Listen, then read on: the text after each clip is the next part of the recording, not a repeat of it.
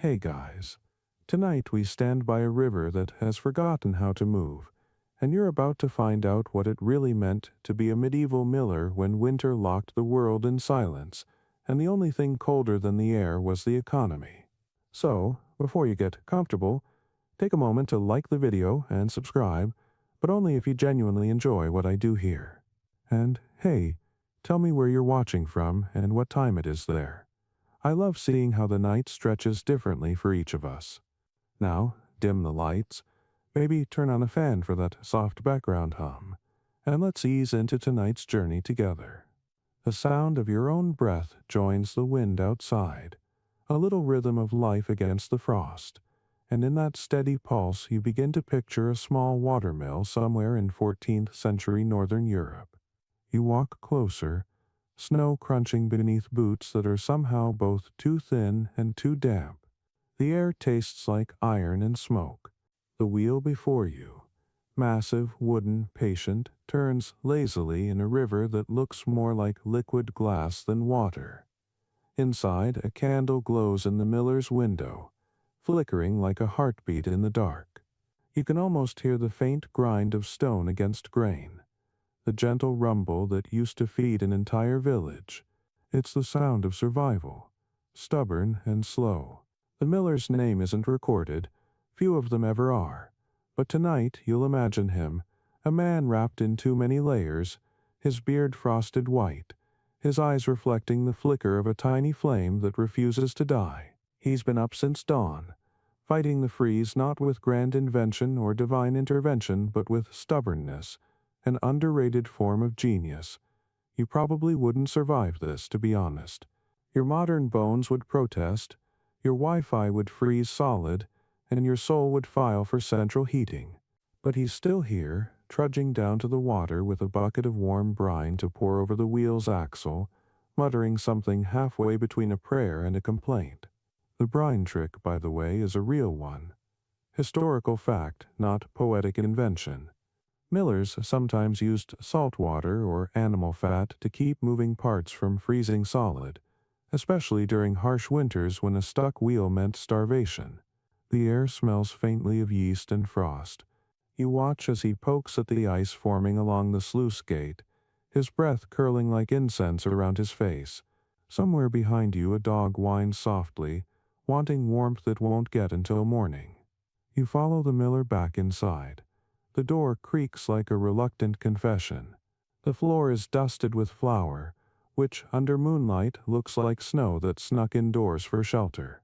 You feel the weight of the place, not grand, not miserable, just functional, which is how survival often looks. He moves with the rhythm of someone who doesn't expect miracles, only motion. Every tool has its spot. Every gesture has a reason. He checks the gears, wipes them with a rag that's seen more winters than you've had birthdays, and mumbles about how the bishop still hasn't paid for last season's grain. There's humor here. If you look close, the miller, after all, is a kind of middle-class trickster, both needed and distrusted. You hear stories that in some towns millers were rumored to steal flour by brushing it onto their sleeves, only to accidentally shake it off at home. Quirky superstition or petty crime. Hard to say. The truth probably falls somewhere between self-preservation and the medieval equivalent of creative accounting. He chuckles about it to himself, unaware that centuries later, scholars will debate whether millers were moral outcasts or just easy scapegoats for bad harvests. That's your open scholarly debate for tonight. A fine academic quarrel wrapped in frost and flour dust. You can almost picture two historians arguing in a candlelit library, one insisting millers were villains of the medieval economy, the other swearing they were proto-engineers misunderstood by their peers. You're just here for the ASMR hum of the wheel. The candle flickers again. The roof sighs under the weight of snow. The wheel outside groans once loudly, like an old ox clearing its throat. You feel the vibration through the floorboards, life slow and reluctant, moving through frozen veins. The miller looks up, hopeful. The sound of turning gears might as well be the sound of applause. You can see the relief soften his face, the hint of a smile under his frostbitten beard. Outside, the stars hang low and still, as if afraid to fall and shatter. He sits by the hearth, eats a piece of hard bread that tastes like effort, and stares into the fire, thinking of debts, grain quotas, and the river that still owes him motion. You realize that in this world, warmth isn't a given. It's a prize. Even the air feels earned.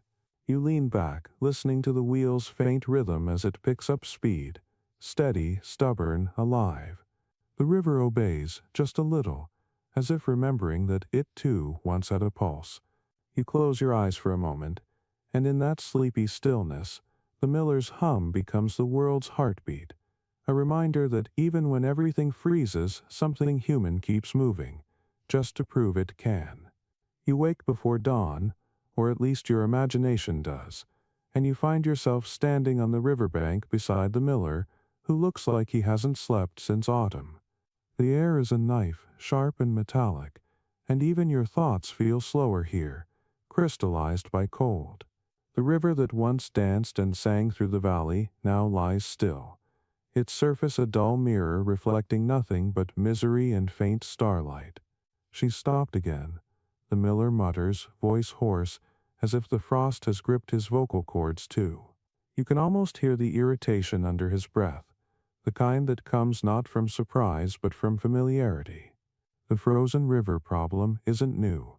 It's a yearly torment, the natural enemy of anyone whose livelihood depends on motion.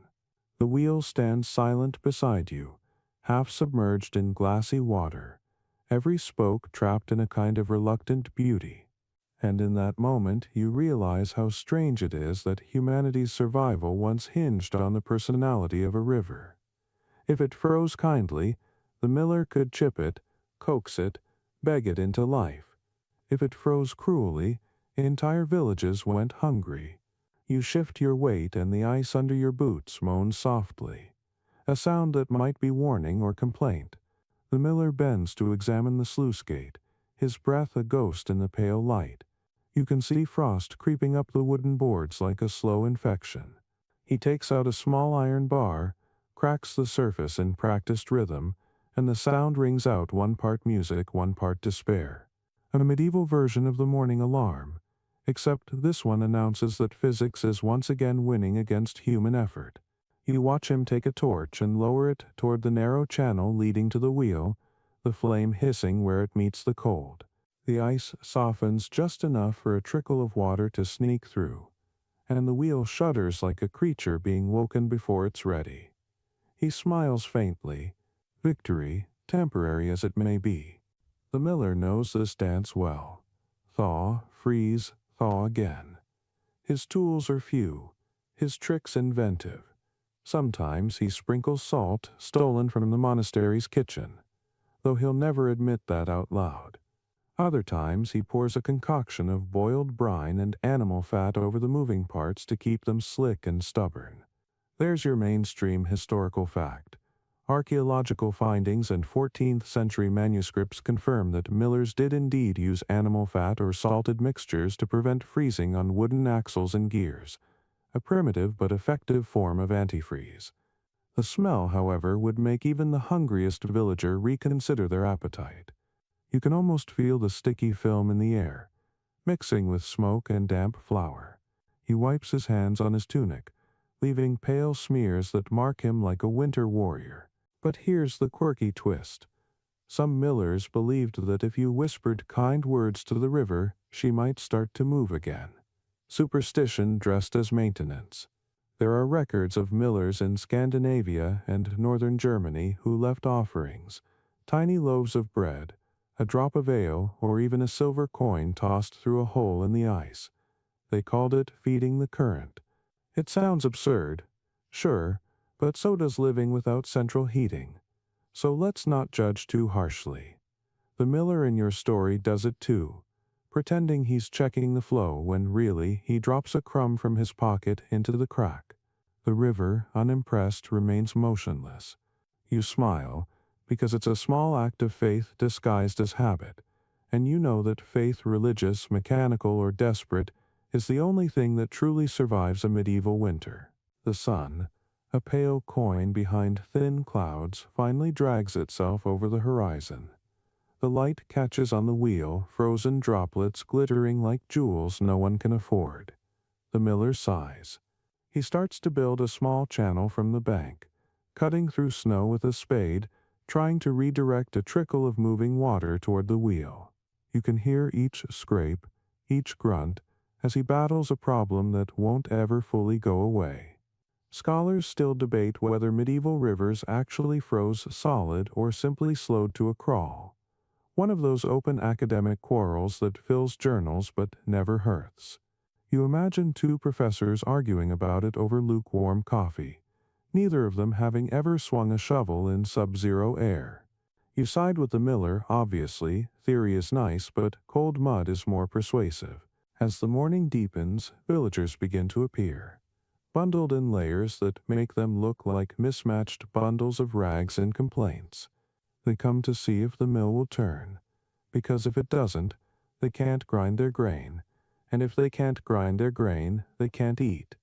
You notice the silent tension in their faces, respect mingled with frustration.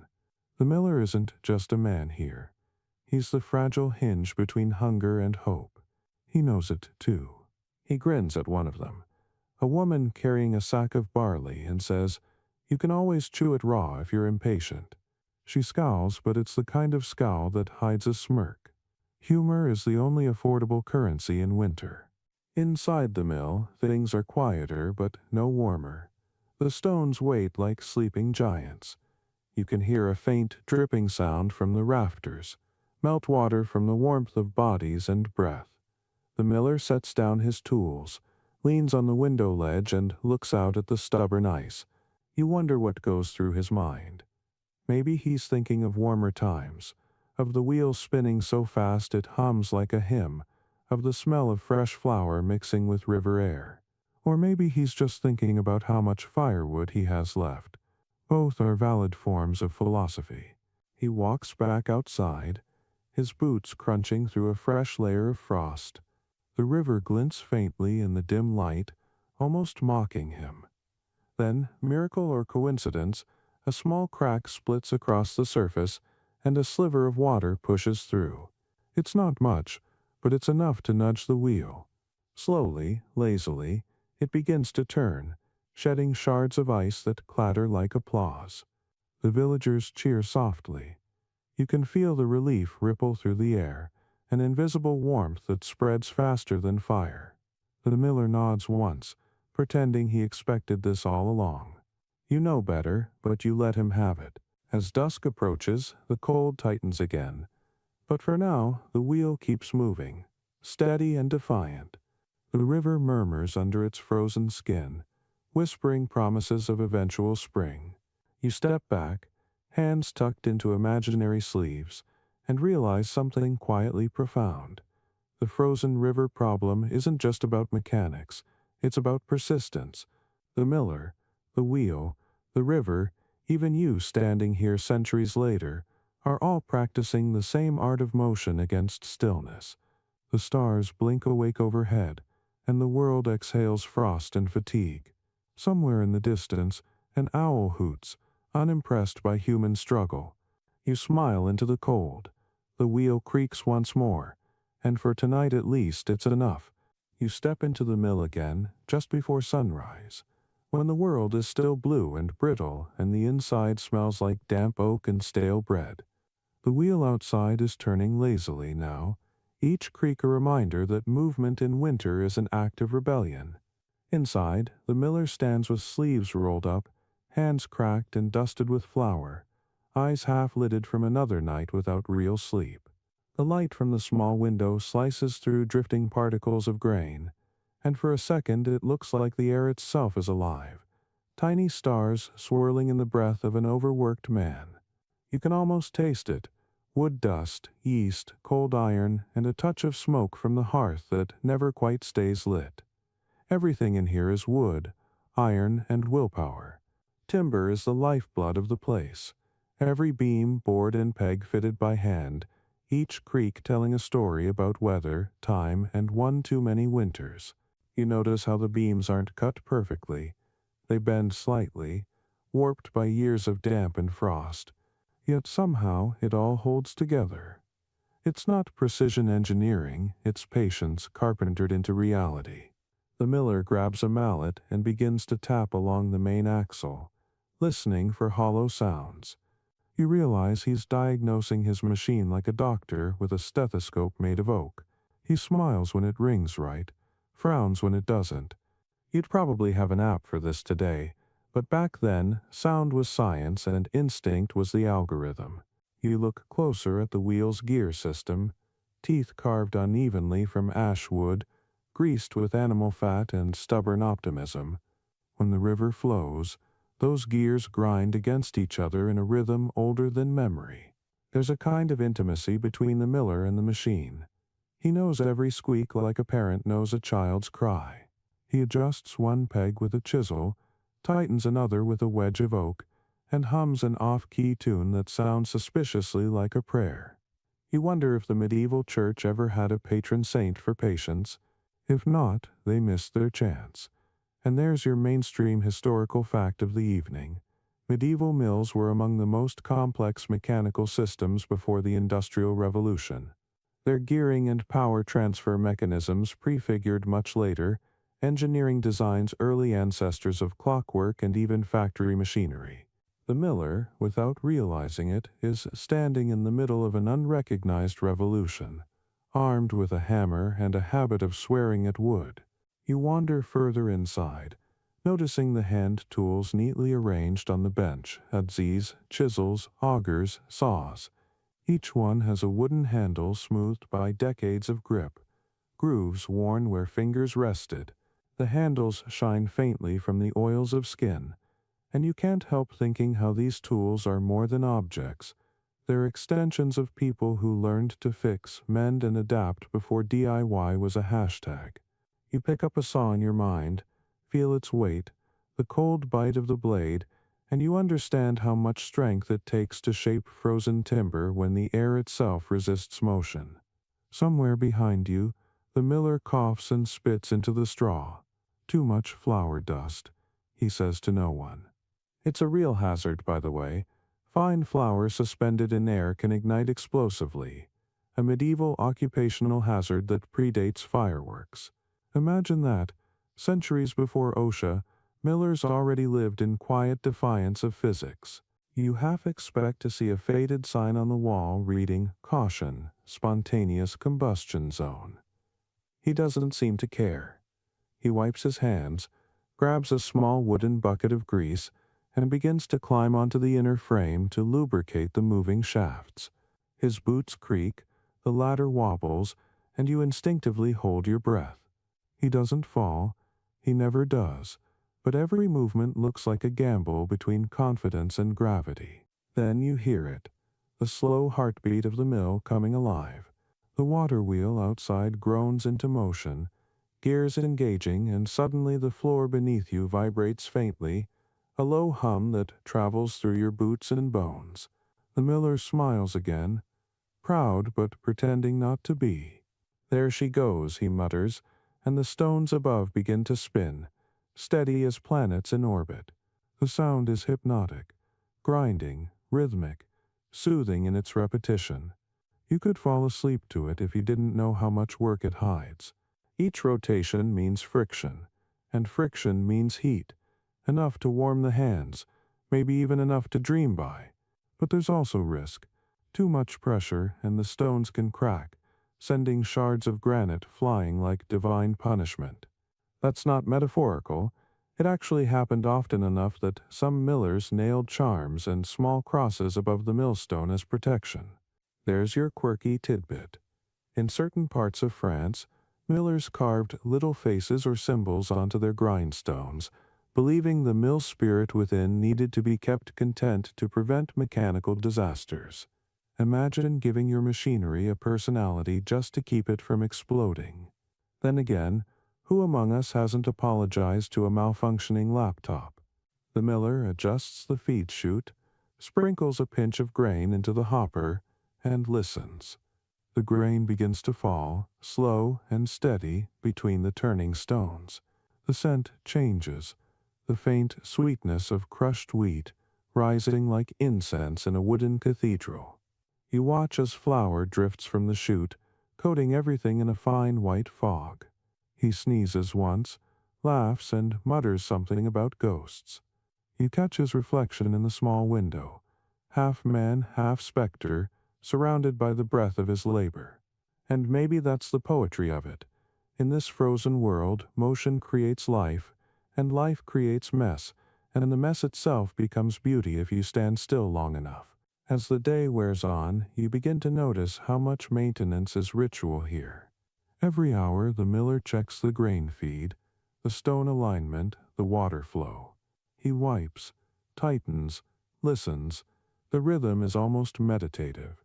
You find yourself swaying slightly to it, the creak of timber, the hum of stone, the soft whoosh of flour settling back to earth.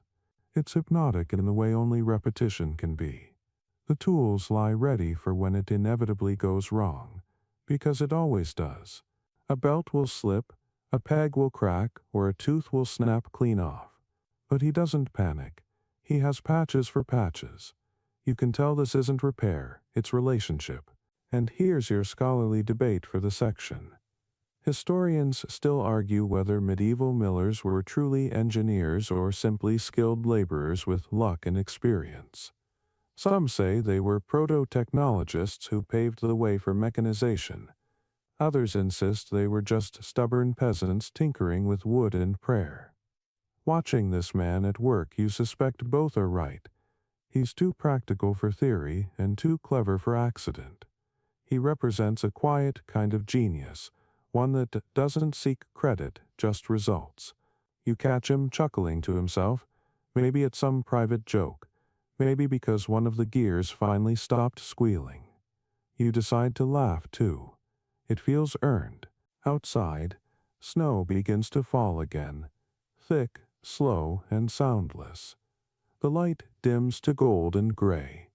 Inside, the mill glows faintly, the air thick with warmth and motion.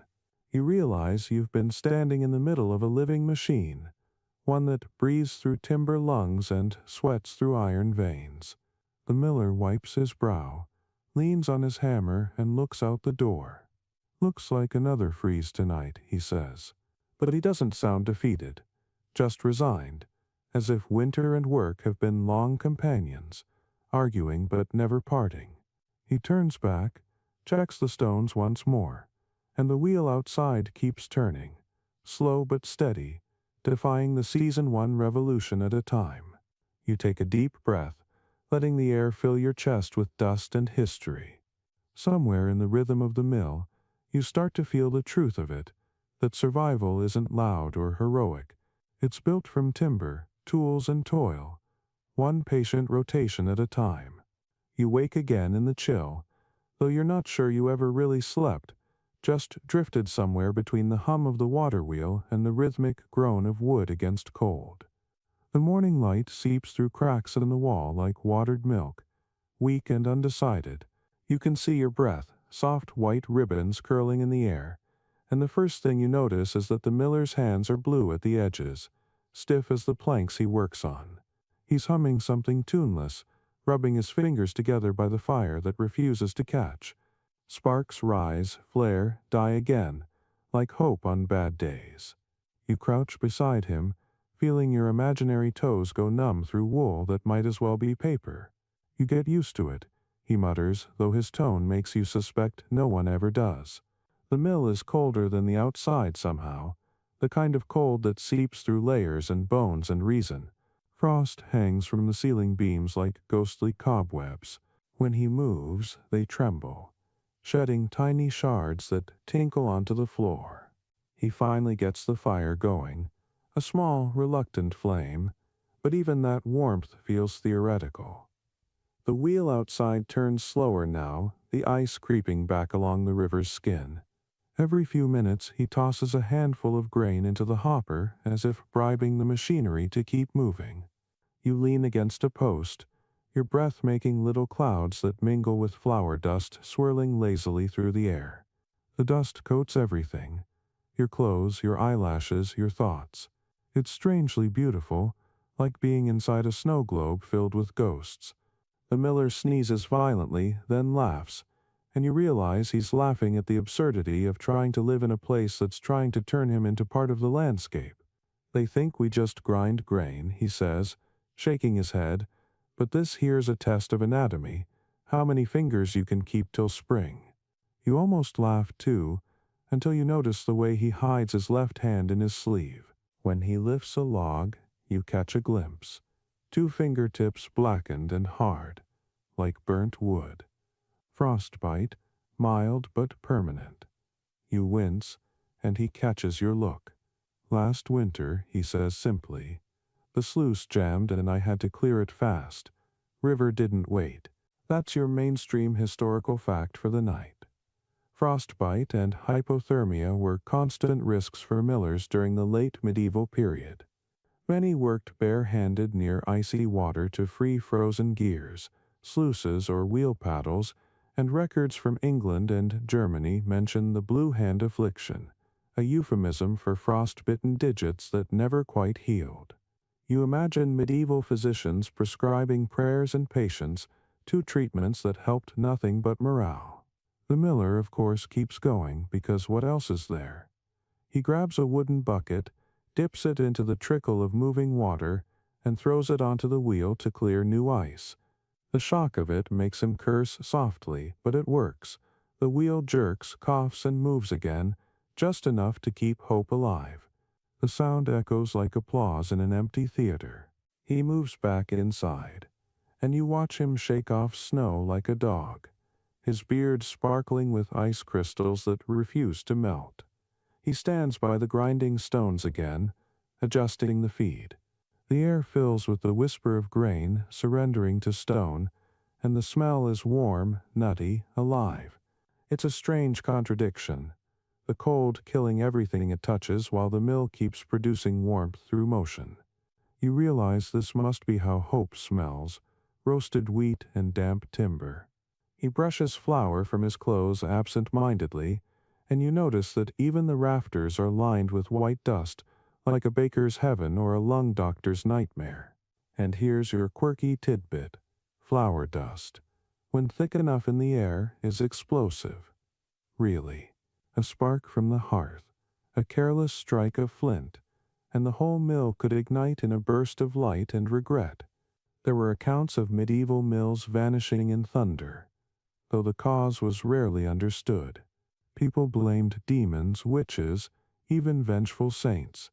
You imagine the miller laughing darkly at that, blaming the devil for bad ventilation. He probably even has a charm nailed above the door. Maybe a tiny carved wheel or a copper coin pressed into the wood. Not for faith, but for habit. Because you don't tempt fate when your workplace doubles as a fire hazard wrapped in frost. Outside, the wind starts again, a thin whine pushing through the slats. The temperature drops further.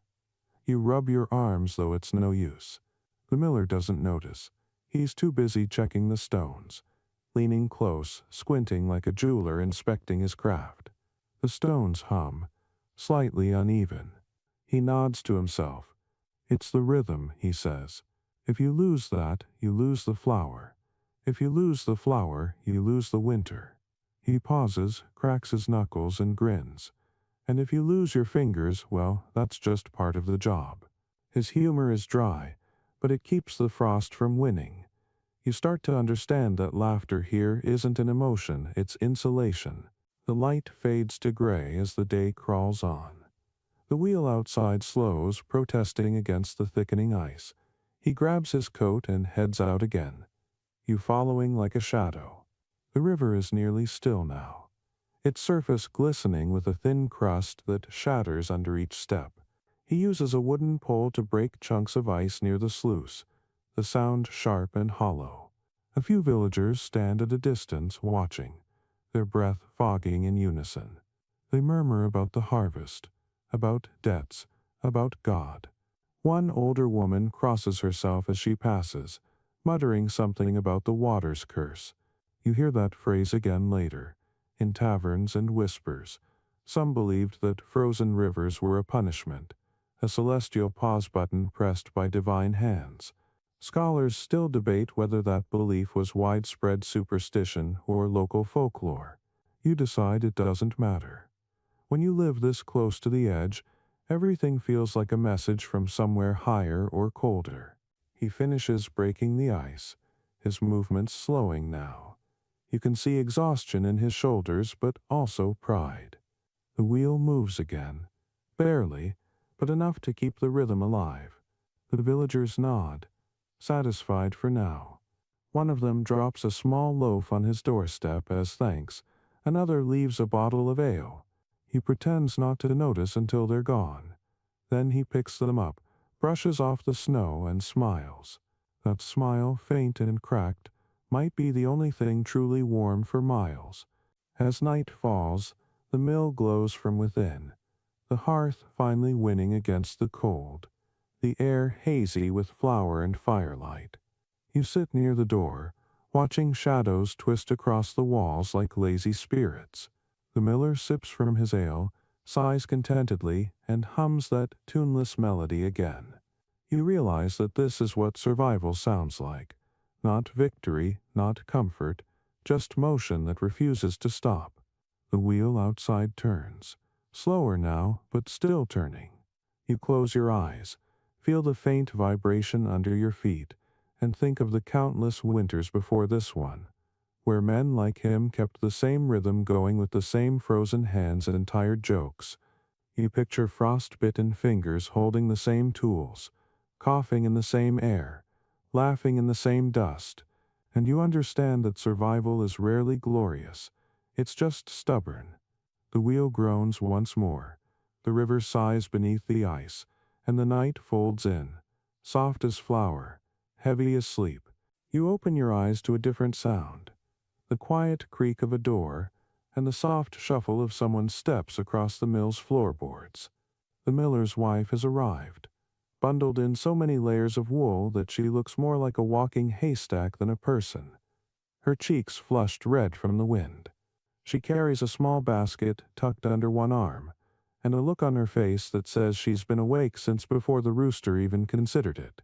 "You'll freeze before you're paid," she says, her voice cutting through the cold like a knife dulled by affection. She sets down the basket, removes her gloves with deliberate slowness, and surveys the mess, flour dust in the air, wood shavings on the floor, a thin ribbon of smoke escaping the hearth. You can feel the temperature change, but not from the fire, just from her presence, the kind of warmth that people used to make instead of buy. The miller looks up, half smiling in the way a man does when someone's seen every one of his failures and still shows up anyway.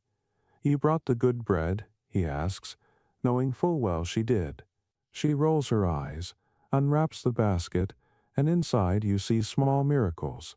A loaf of rye still warm from the cottage oven, a wedge of cheese so hard it might double as a weapon, and a pot of something that steams faintly, onion soup, maybe, or victory in liquid form. You realize that warmth in this world isn't a temperature, it's teamwork. You sit quietly by the wall, watching the unspoken choreography between them. She kneels by the hearth, stirs the coals back to life, and scolds the fire into obedience. He pretends to busy himself with the gears, but you can tell he's listening for the moment she says something nice, which she won't. The wheel's still turning. She finally mutters, half approval, half prayer. He nods without looking at her. "Mostly," he replies. "It's the closest thing to romance you've heard all winter." The air thickens with the smell of bread and smoke. She hands him a hunk of loaf, and he tears it with cracked hands, the crumbs falling like snow. He offers you a piece. Well, in your imagination he does, and you almost take it before remembering this is history, not hospitality. He dips it into the soup and sighs contentedly, steam fogging his face. For a moment he doesn't look like a man fighting nature. He looks like someone who's found a truce with it. The miller's wife leans against the table, her shoulders relaxing. You can see flour in her hair, a streak of ash on her cheek, and a wedding ring carved from wood. That's your mainstream historical fact. Wooden wedding bands were common among poorer medieval families. especially in the North, where metal was expensive and humility was fashionable. The symbolism stuck. Wood bends but doesn't break, much like marriage when winter lasts too long. She catches you staring. At least it feels like she does. Then smiles faintly. The kind of smile that can thaw any room. You glance around their small living space, a loft tucked above the mill itself, separated by nothing more than a timber wall and a prayer for privacy. The furniture is simple but honest. A rough-hewn table, a bench, a straw mattress with a wool blanket that's seen more winters than either of them probably should have. A few clay jars sit by the window, holding dried herbs and whatever passes for flavor this far from spring. Above the bed hangs a small wooden carving of a saint, or maybe just a wheel with wings. The line between religion and profession blurred long ago. You notice how the walls groan softly when the wind hits them, how the candlelight wavers, how even the creaks feel familiar. This house breathes. You can't help but laugh quietly when you realize how every object here multitasks. The table is both dining surface and workbench. The blanket doubles as insulation for the door gap. Even the cat asleep by the fire is technically a heating device with opinions. We live efficient, the miller says as if reading your thoughts. Waste nothing. Want less. It's practical philosophy dressed as necessity. He pats the wall affectionately, and you feel the vibration of wood responding, creaking like an old friend clearing its throat. That sound. The music of survival is oddly comforting. Then comes your quirky tidbit. Some medieval millers, especially in colder regions, would line their walls with old flour sacks for extra insulation. It didn't work well, but it did make the whole house smell permanently like bread. There are records from 15th century Flanders describing bakers' homes that breathe wheat. You can almost smell it now. Sweet, dusty, alive. The miller's wife notices you sniffing and laughs, saying, "Smells better than wet wool, doesn't it?" You nod. She's right. As night settles early, the wind picks up again, howling around the eaves like something half-living. You can hear the mill wheel creak outside. Slower now, still trying. The miller gets up, checks the gears one last time, and the wife sighs. "You'll go out again, won't you?" she says, though it's not really a question. He shrugs, pretending not to hear. She hands him a scarf, knotted at one end, and he takes it like a soldier receiving armor. They exchange no more words. They don't need to. You realize that after years of shared winters, conversation becomes optional. The door opens, the cold rushes in, and he disappears into the dark. The wife moves to the window, watching the faint outline of her husband at work by torchlight. You follow her gaze, the reflection of flame against ice, a lone figure hacking at frozen water so bread can exist. He says the river listens to him. She whispers, "Sometimes I think it does." You look back at her, wondering if she believes it. Maybe she does. Maybe faith is just the warmth you make when logic runs out. And here's the scholarly debate you didn't expect. Historians still argue about how medieval couples balanced labor and love. Were millers' families cooperative partnerships or domestic hierarchies?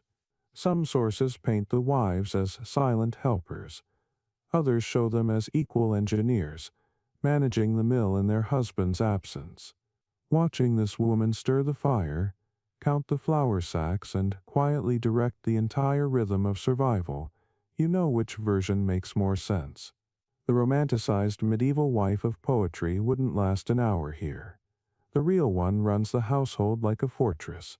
The fire crackles again. Brighter now. The cat stretches, yawns, and curls tighter. The smell of smoke clings to everything. Fabric, breath, thought. You can feel your body warming as if borrowing heat from theirs. The wife hums softly while mending a torn glove, her fingers deft despite the cold. The rhythm of needle and thread matches the faint turning of the wheel outside, like two halves of the same song. You realize that the entire world here runs on repetition, stitching, grinding, breathing, waiting. The miller returns eventually, soaked in moonlight and exhaustion. He hangs his coat by the door, shakes out his hair, and smiles faintly. Still turning, he says, the words more ritual than report. She hands him a cup of something steaming, and he drinks it silently. They sit together by the fire, shoulders touching, watching the flame sway. You notice how quiet it gets. No speeches, no music, just warmth earned the hard way. You lean back, the glow flickering across the wooden walls, and think that maybe this is what love looked like before poetry ruined it. Two people keeping each other alive because the alternative is unthinkable. The night hums around you, soft and endless, and outside, the wheel keeps turning, slow and faithful, as though it too understands what it means to stay daughtry. You wake to bells, not loud church bells, but a soft, distant ringing that seems to slide across the frost like silver smoke. The sound doesn't belong here. It feels too clean for the grit of the mill, too polished for a man whose hands are more splinter than skin. You follow it outside, stepping into the biting light of morning, where the river glitters like frozen glass beneath a thin veil of mist. The miller is already out there, crouched beside the sluice, muttering under his breath. Not curses this time, something softer, words shaped like ritual. He dips a handful of water and lets it fall back through his fingers. You can see it shimmer, half liquid, half ice. When he notices you, he grins. Blessed again, he says.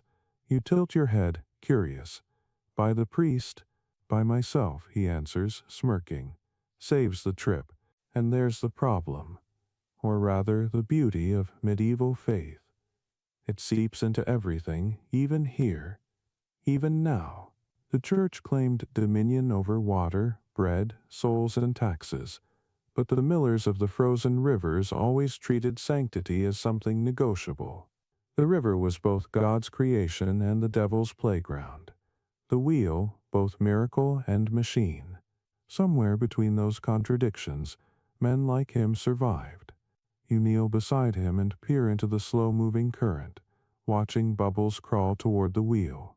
The miller takes out a small flask, opens it, and pours a few drops into the water. Holy water, he explains. At least that's what the priest called it last Easter. I call it insurance. He chuckles, but there's a shadow behind it. You never know when the saints might start charging interest. Here's your mainstream historical fact. By the 13th and 14th centuries, the Catholic Church had complex regulations surrounding the use of watermills. Monasteries often owned the rivers or the rights to power, and millers were required to pay a portion of their earnings, sometimes even in flour, for divine oversight. But ownership blurred. The peasants saw rivers as communal blessings. The church saw them as taxable miracles.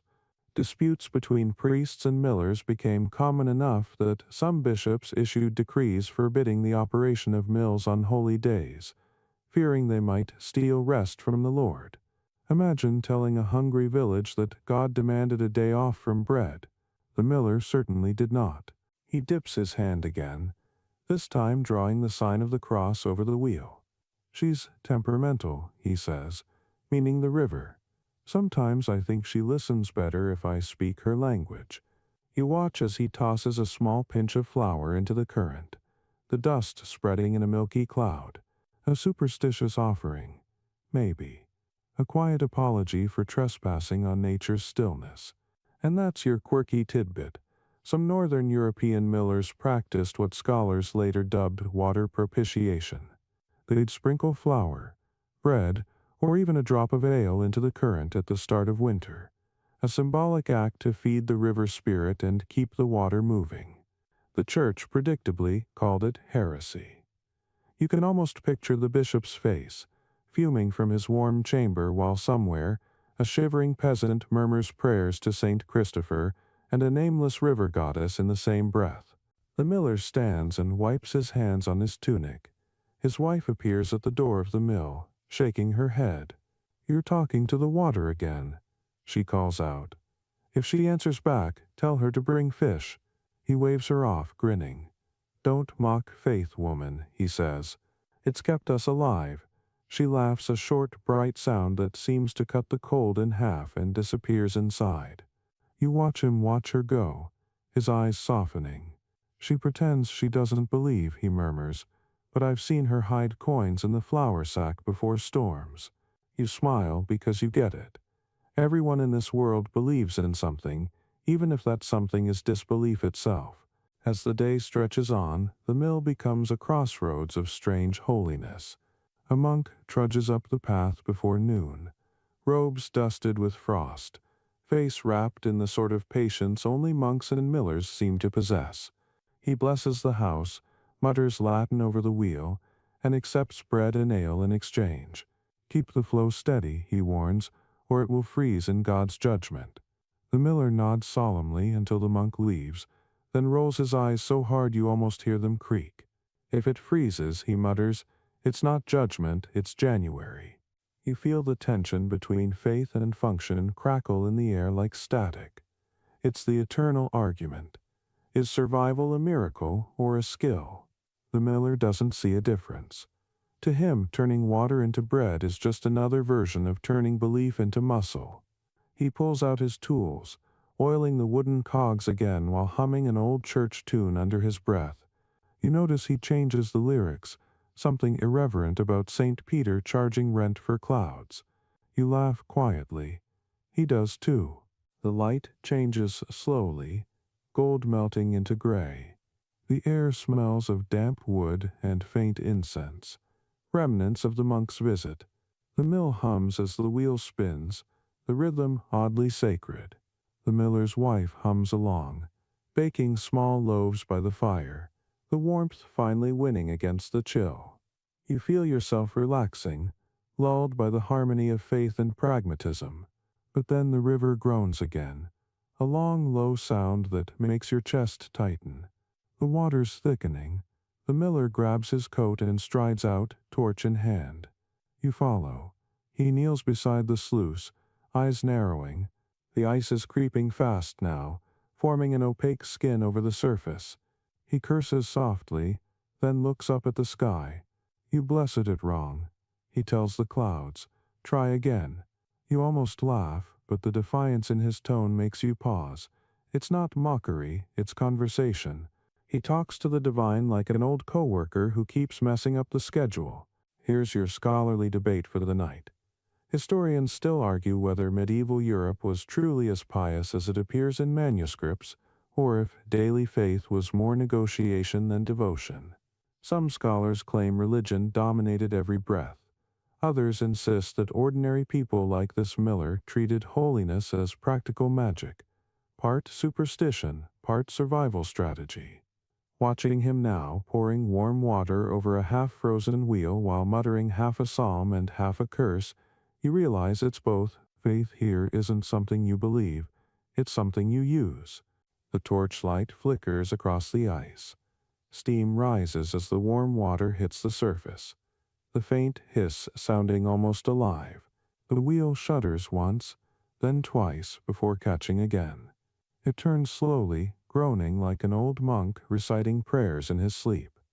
The miller exhales, smiling. See, he says softly, told you she listens. You stand there beside him, frost crunching beneath your boots, feeling that strange hush that always follows small miracles. The world is still frozen, but not entirely. The wheel moves, the faith holds, the heresy works. He pats the wood once, almost tenderly, and turns back toward the glow of the mill. Inside, the wife looks up, nods, and continues kneading her dough. The smell of bread mingles with smoke and steam, the scent of survival baptized in flour. You step back into the warmth, closing the door behind you. The room feels smaller now, cozier, humming with quiet faith. The cat yawns, the fire pops, and you sit beside it, realizing that holiness doesn't always need cathedrals. Sometimes it just needs wood, water, and the stubborn heart of someone who refuses to stop turning the wheel. You wake to laughter this time, low, human, and mischievous. Not the miller's voice, but several others overlapping like sparrows chattering on a thawing branch. The sound doesn't belong to prayer or toil. It's the bright, ridiculous energy of people who should be freezing but refuse to let winter win. When you step outside, the sky is pearl gray and forgiving, the kind of light that hints at mercy without quite delivering it. The wheels still turn sluggishly, creaking like a sleepy old man, but it's enough. That hum of motion has drawn company. 3 villagers stand near the mill door, baskets in hand, breath misting as they talk too fast, too loudly, and too eagerly for anyone pretending this is just business. The miller, leaning against the wall, listens with half a smile, the universal expression of someone who's pretending not to enjoy gossip while absolutely thriving on it. You realize quickly that this place, the mill, isn't just a workplace. It's the village's winter tavern, confession booth, and rumor exchange, all powered by water and nosiness. The first woman, wrapped in a shawl the color of resignation, is whispering about the blacksmith's apprentice. He's cursed, she says, struck his own thumb 3 times this week. The second snorts, that's not a curse, that's bad aim. The third, clearly an expert in doom, lowers her voice. No, he worked on the monastery gate. They say the saint on it blinked. The miller grins into his sleeve. If saints started blinking in my direction, I'd get back to hammering, he says, but they ignore him, as all gossips do when reality intrudes. You stand nearby, invisible, watching this slow theater unfold. There's something almost comforting about it. The rhythm of gossip has its own heat. Words spark like kindling, each rumor a tiny fire to warm frozen mornings. Inside, the mill hums on, stones grinding grain into flour as the backdrop to human drama. The women eventually step in to wait their turn, pretending to inspect their sacks while continuing their verbal fencing match. The miller pours a measure of grain into the hopper, nodding in all the right places, murmuring, "Is that so?" like a man who knows that saying less keeps the secrets flowing. You see the way he collects every story, not to repeat them maliciously, but to weave them into his map of the village. Knowledge is currency here, and the miller is wealthier than most. Here's your mainstream historical fact. Medieval mills were among the primary social hubs in rural Europe. They weren't just places of labor. They were crossroads of information. Because every household brought its grain here, the miller became a natural conduit for news, deals, feuds, and scandal. The church even complained about it. Some clerics referred to mills as houses of idle talk, places where the devil stirs tongues as easily as the stones stir flour. You can almost imagine the sermon. Beware the mill, for gossip grinds reputations faster than grain. You can't help smiling. Maybe that's why people kept coming. You lean against a beam and watch as the miller's wife joins the crowd, pretending she's only there to check the flour measure. Heard the brewer's daughter found a frog in her ale barrel, she says, deadpan. The room bursts into laughter. A frog? One woman gasps. Maybe it was just the taste, the miller chimes in, earning a glare from his wife sharp enough to slice bread. The laughter deepens, echoing off the wooden walls. It's the kind of noise that could thaw rivers if rivers had a sense of humor. You realize that gossip here isn't cruelty, it's survival. It's how people pass the long hours, how they stay human when frost threatens to turn them into statues. Every rumor is a reminder that life, messy and warm, continues. The miller takes a break from measuring grain and leans on the counter, eyes twinkling. "You want to hear a good one?" he says. The women lean closer, expecting scandal, and he delivers instead. They say the Lord's tax collector slipped on his own frozen pond last week, landed flat on the tithe book. Blessing in disguise, he baptized his greed. The laughter that follows is sharper this time, tinged with rebellion. Even the cat by the fire seems to purr in agreement. You know this kind of humor. It's medieval therapy, a way to vent against the unreachable, satire disguised as storytelling, defiance coded in laughter. And here's your quirky tidbit. Historians have found fragments of 14th century mill songs and jokes, yes, actual written jokes, that played on the same themes: taxes, church hypocrisy, marital woes, and frozen livestock. One particularly odd verse from northern France goes, "Better a rat in my grain than a monk at my door." You can hear that same spirit here, centuries later carried in every chuckle. The mill is less a building and more a pressure valve for human frustration. Outside, another traveler arrives, a shepherd with a sack slung over his back and a look that says he's both freezing and late. "Still running," he calls out, nodding toward the wheel. "Barely," the miller answers. "Same as my patients." The shepherd grins, joins the others, and immediately contributes his own offering to the rumor mill. They say the butcher's wife has a new baby, and the butcher's been away for 2 months. A chorus of gasps, then delighted murmurs. The miller raises his eyebrows theatrically. "Maybe it's a miracle birth," he says. The shepherd shrugs. "In this cold, more like an immaculate insulation." You nearly choke on your own laughter. As the day drifts on, the gossip flows as smoothly as the river once did. Topics shift: crop yields, debts, marriages, and the state of the mill itself. Someone mentions that the bishop might be visiting soon. The room goes quiet for half a heartbeat, then erupts in whispers about whether he'll bless the wheel or confiscate the ale barrel.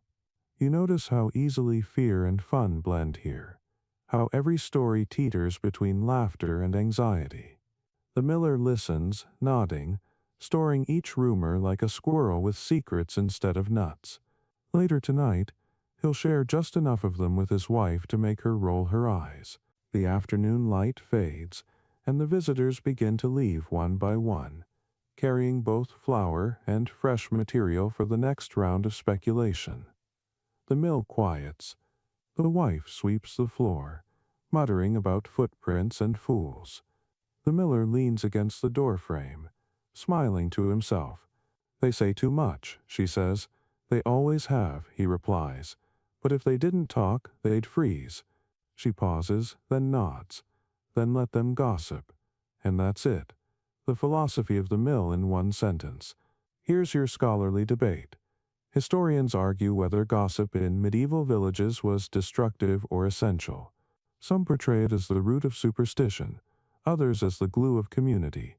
You stand in this warm, dusty place, surrounded by echoes of laughter and truth disguised as rumor, and you already know the answer.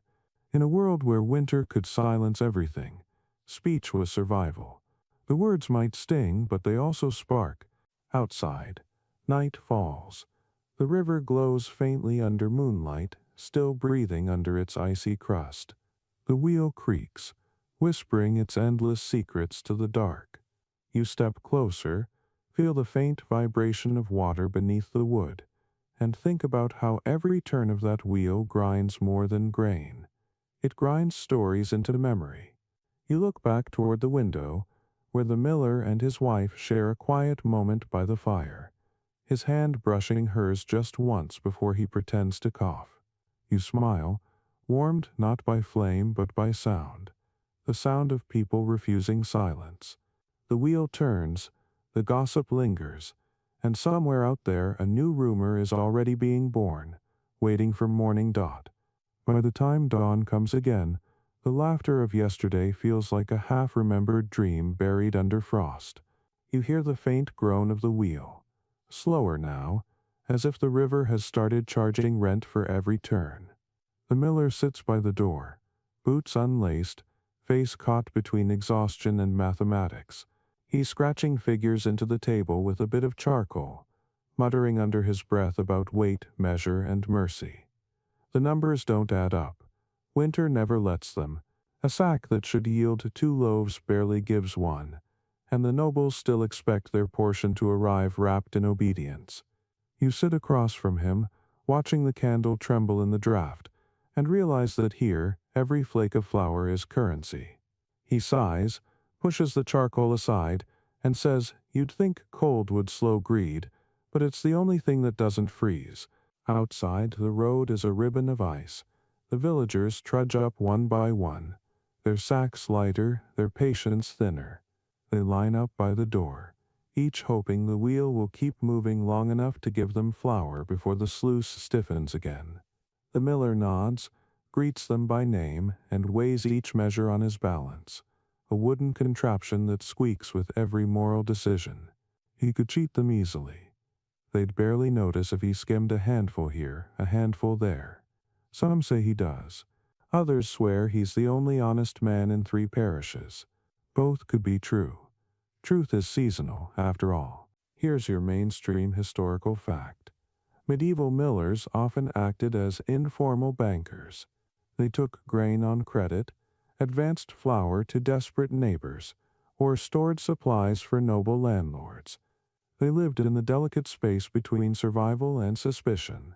Many towns required millers to swear public oaths before operating, pledging not to take more than the toll agreed. Still, no oath was airtight, and no ledger stayed clean in winter. The church taxed grain, the Lord taxed the mill, and the river taxed patience. You can feel the weight of all 3 pressing on this one man's shoulders. A young farmer enters, cheeks red from cold and frustration.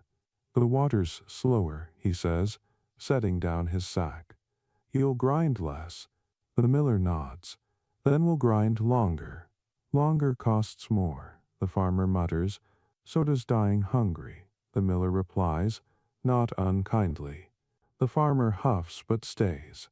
Negotiation here is an art form, half arithmetic, half empathy. They settle on a trade. 1 jar of pickled turnips for an extra quarter measure of flour.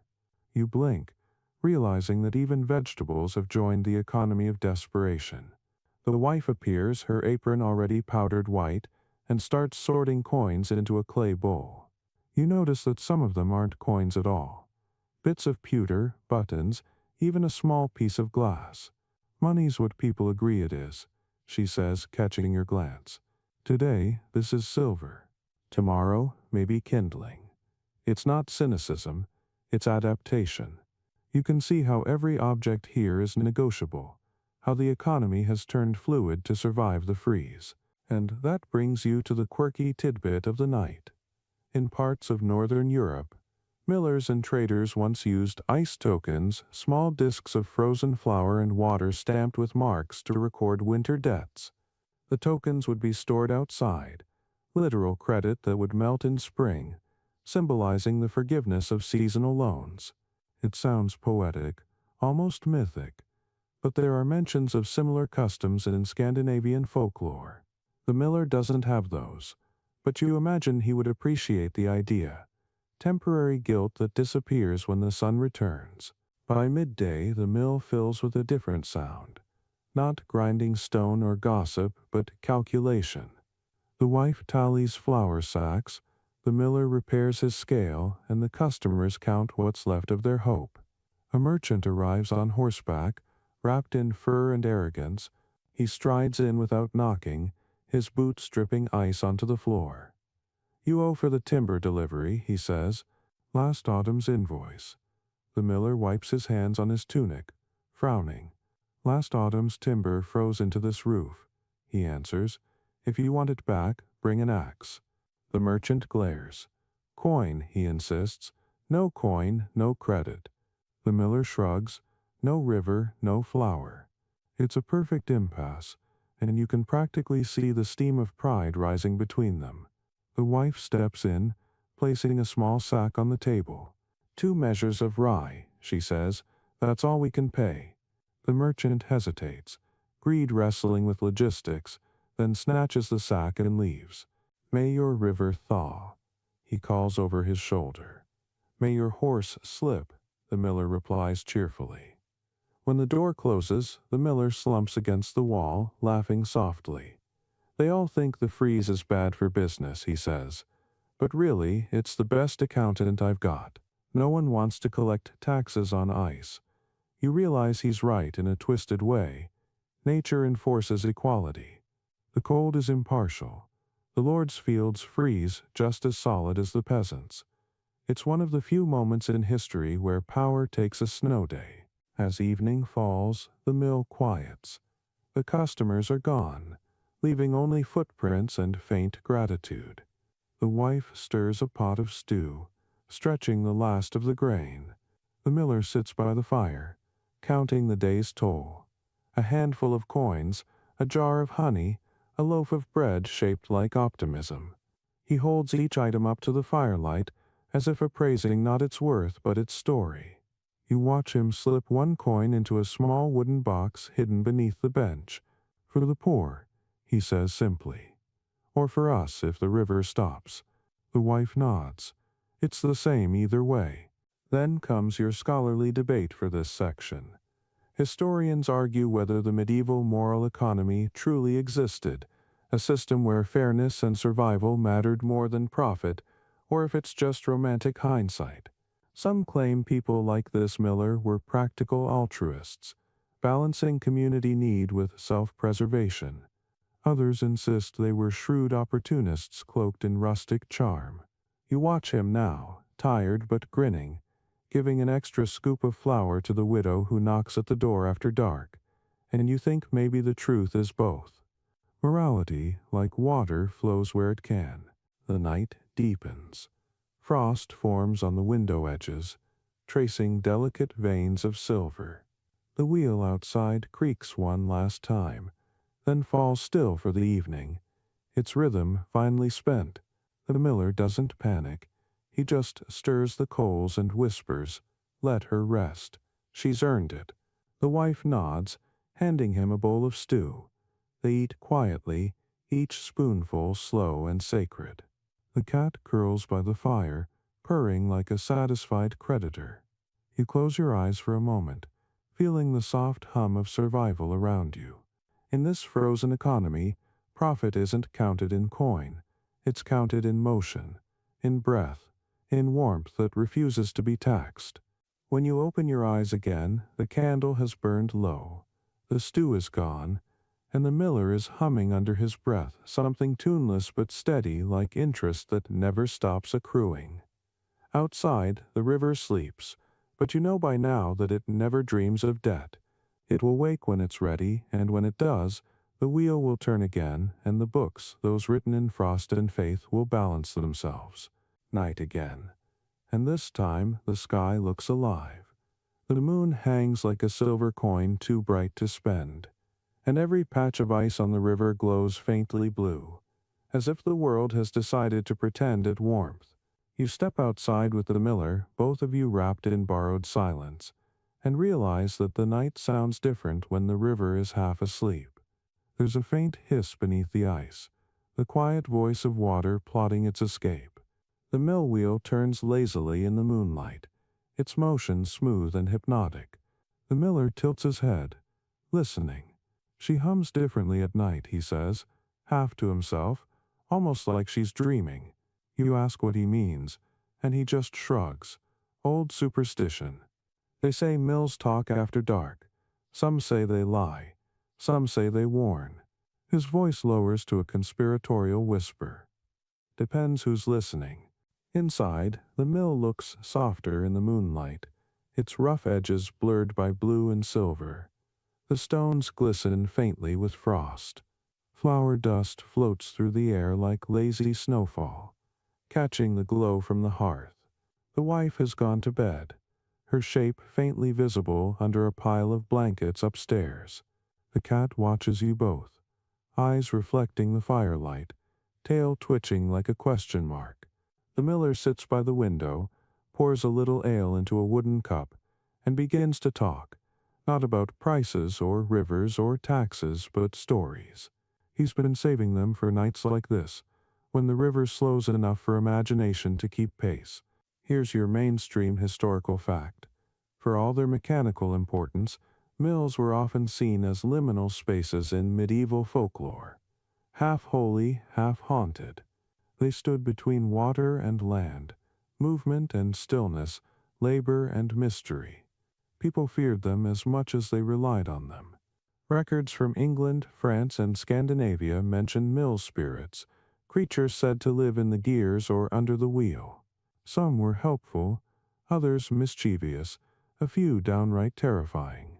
You suspect the miller knows all the versions. He leans back, staring at the ceiling.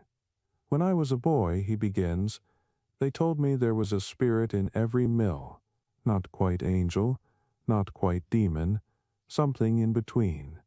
A guardian of motion, they said, born from the first time man made water work for him. He takes a sip of ale, smiling faintly. We used to throw the first handful of flour into the river for her, so she won't grow hungry and eat the grain herself. My father said, you grin at the absurdity. But he raises an eyebrow. Laugh if you want, but every time we forgot, something broke, a gear, a beam, a finger. He wiggles his hand meaningfully. You're not sure if he's joking. He continues, voice quieter now. There's one tale everyone here knows. On nights when the moon is full and the water slows, you can see her shadow in the ice. The millwife, they call her. She walks the river, counting debts owed in grain and bone. If the miller cheats too much flour, she takes a sack of his breath instead. You feel a chill, though the room is warm. The miller chuckles, sensing it. It's nonsense, of course, but nonsense keeps us honest. And there's your quirky tidbit for this section. In parts of Central Europe, particularly in Bohemia and along the Rhine, villagers genuinely believed in the millwife or Frau, a spectral woman said to haunt mills during winter nights. She represented the river's spirit, punishing greed and rewarding diligence. In some tales she appeared as a pale figure in soaked linen, her hair trailing like reeds. Millers left offerings for her, flour, bread, or even song, to ensure smooth grinding. You imagine her now, pale and dripping, standing beside the sluice under this very moon. It's not hard to see how stories like that survived the centuries. When the nights were this long, and the work this lonely, you'd invent company too. The miller pokes at the fire with an iron rod.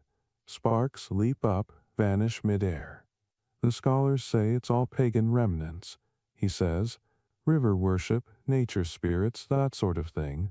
But I think they're just embarrassed that people like us still find wonder where they find ink. You can hear the bite in his tone, the quiet rebellion of someone who lives in the spaces scholars only write about. And here comes your scholarly debate. Historians still argue whether these mill myths were remnants of ancient animism or simply metaphors for the unpredictable nature of water. Some claim they were social warnings against greed. Others see them as proof that even in the most rational trades, humans need stories to survive monotony. The miller, if asked, would likely say it's both. He believes in saints by day and spirits by night, hedging his bets like any sensible man. You stand by the door, looking out across the moonlit river. The surface gleams like a blade. You half expect to see movement, a shape shifting under the ice, a shadow bending where it shouldn't. Instead, you see the faint reflection of the wheel, turning so slowly it could be mistaken for stillness. The sound of it, wood creaking, water sighing, feels almost alive. Maybe the miller's right. Maybe it does hum differently at night. Maybe it does remember. He starts telling another story, this one lighter. Once there was a miller who tried to bless his wheel with holy water every Sunday. He said it would make the flour finer. But the more he blessed, the slower it turned. Finally, he realized he'd made it too holy for work. The river refused to touch it. He grins. Moral, don't overdo faith. Even God prefers efficiency. You laugh, the sound too loud in the still room, and he joins you, the laughter bouncing off the beams until it feels like warmth. The moon climbs higher. The fire burns lower. The wife stirs upstairs but doesn't wake. The cat hops onto the miller's lap, curls into a circle, and purrs. The mill hums faintly in time with it. You can almost feel the pulse of history here, not in battles or kings, but in this small, ridiculous piece. The air smells like smoke and old grain. The wheel outside keeps turning, and you swear you can hear faint voices in the rhythm, whispers of all the millers who came before, all the rivers that refuse to freeze completely. The miller finishes his drink, sighs, and looks out the window again. "She's kind tonight," he says, meaning the river. "Let's hope she stays that way." You nod, though he can't see you. The fire crackles once, a single spark floating up and fading before it can reach the rafters. The world outside glows, silver and endless. You breathe in the silence, feel it settle on your skin, and for a fleeting moment you almost believe the myth that somewhere under the ice something ancient is smiling, watching the wheel turn under her moonlight, proud of the stubborn humans who keep her company through the freeze. By morning, the silence feels different, heavier, expectant, like the world is holding its breath. You wake to the sound of wood groaning in protest, a low rhythmic complaint that doesn't belong to sleep or wind. The miller is already gone.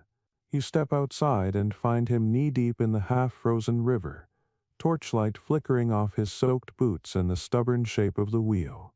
The air smells of smoke and wet pine. He looks up and grins, though his teeth chatter. "She's jammed again," he says cheerfully, as if talking about an old friend with bad joints. You can see the problem immediately. A wedge of ice and debris has locked one paddle in place, forcing the whole wheel to lean awkwardly, like a tired spine. The river gurgles faintly beneath the crust, a sound somewhere between mockery and sympathy. The miller lifts his hammer, taps the wooden spoke, listens and sighs. Cracked. You stand on the bank, watching him wade deeper, the torch's reflection dancing on the icy surface. Each movement sends ripples through the slush, breaking it into shards that glitter like broken mirrors. "You could wait for spring," you say, though it's more thought than speech. He shakes his head. "And starve till then," he answers. You realize this is not about patience, it's about defiance. When the world freezes, the miller repairs. That's the contract. He calls to his wife, who appears in the doorway holding a coil of rope and an expression that says she's done this too many times to bother arguing. She ties one end to a beam inside the mill, the other around his waist. "In case the river decides it likes you too much," she says. He laughs, loud enough to echo off the trees. "If she drags me under, tell her I'm already married." She rolls her eyes, mutters something about fools, and goes back inside. The cat, curious but unimpressed, watches from the window ledge. Here's your mainstream historical fact. Repairing a water wheel in winter was not only miserable but dangerous. Millers often had to break ice by hand, climb into freezing sluices, and replace damaged wooden paddles while standing in waist-deep water. Some medieval accounts describe wheelmen hired solely for these winter repairs, tough, half-mad craftsmen who specialized in working with frozen machinery. Tools were simple: hammers, chisels, wedges, and faith. The rest was luck and endurance. The miller, evidently, has all four. He sets his hammer against the damaged beam, testing its give. The sound rings sharp and hollow, a note of surrender. "We'll have to swap it," he mutters.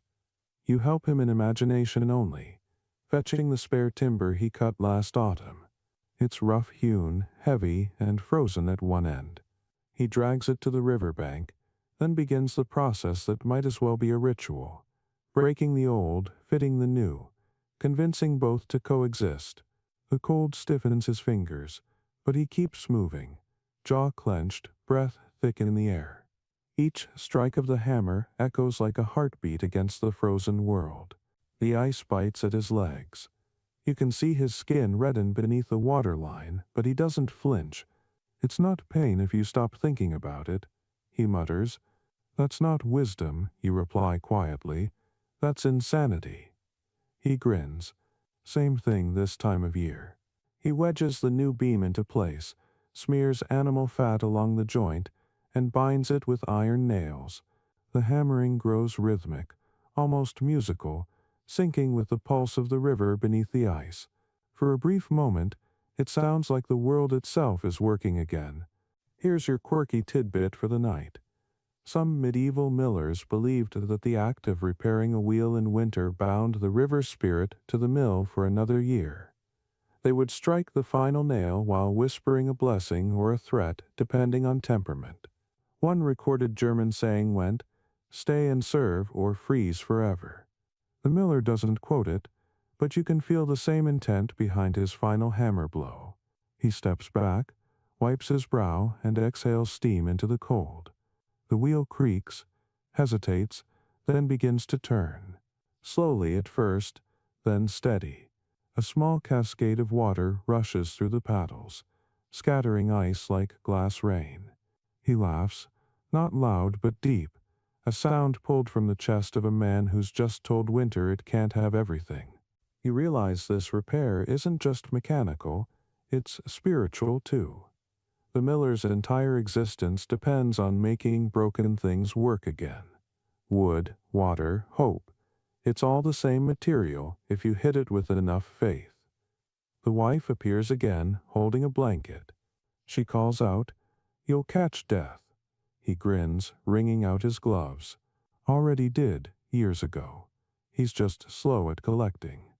She scowls but hides a smile. As he climbs out of the river, the light shifts. The sun slips behind a thin cloud, and the world turns silver gray. You notice the steam rising from his clothes as the frost begins to reclaim everything it can. He sits on a stump, breath ragged, and the wife wraps the blanket around him.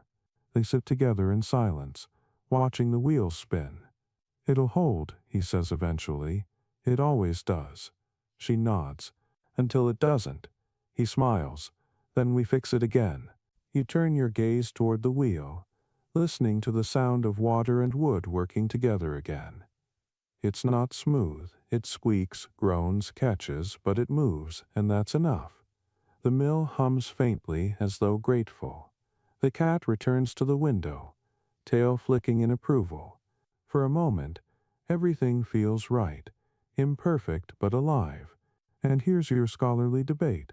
Some historians argue that the water mill was Europe's true engine of resilience, the quiet revolution that turned labor into rhythm and survival into art. Others insist it was merely exploitation disguised as progress, binding peasants to dependence on machines they didn't own. Watching this miller, you can't help thinking it's both. The wheel is freedom and burden, miracle and maintenance. Every turn is an act of rebellion against stillness. The day wanes. He returns inside, hangs his wet coat near the fire, and pours a mug of ale that tastes like reward. The wife hands him a slice of bread. He tears it in half, offering her the larger piece. They eat in quiet companionship while the repaired wheel turns outside, creaking like an old hymn.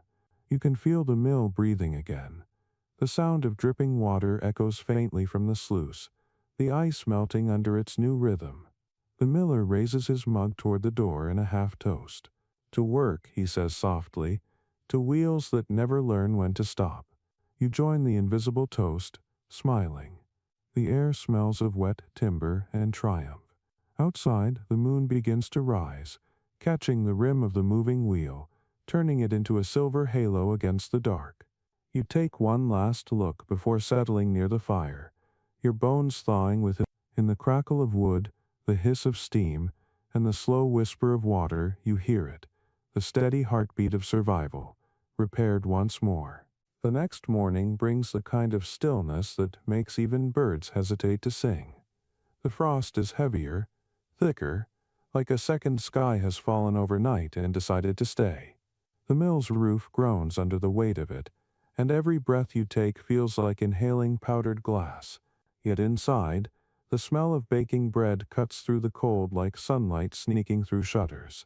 The miller's wife is at the hearth again, stirring a pot of bubbling dough with the precision of a saint performing a miracle.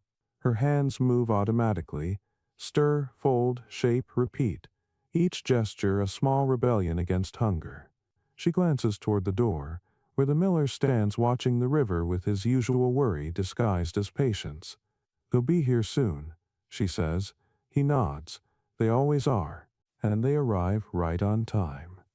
By midday, a small procession of villagers trudges up the snowy path. Men, women, children, some carrying sacks of barley or rye, others carrying nothing at all.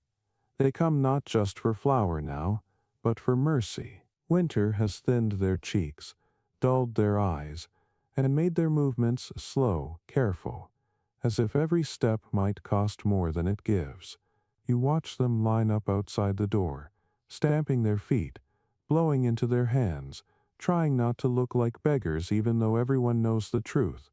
The miller opens the door wide, letting a rush of warmth spill out, and gestures for them to come inside.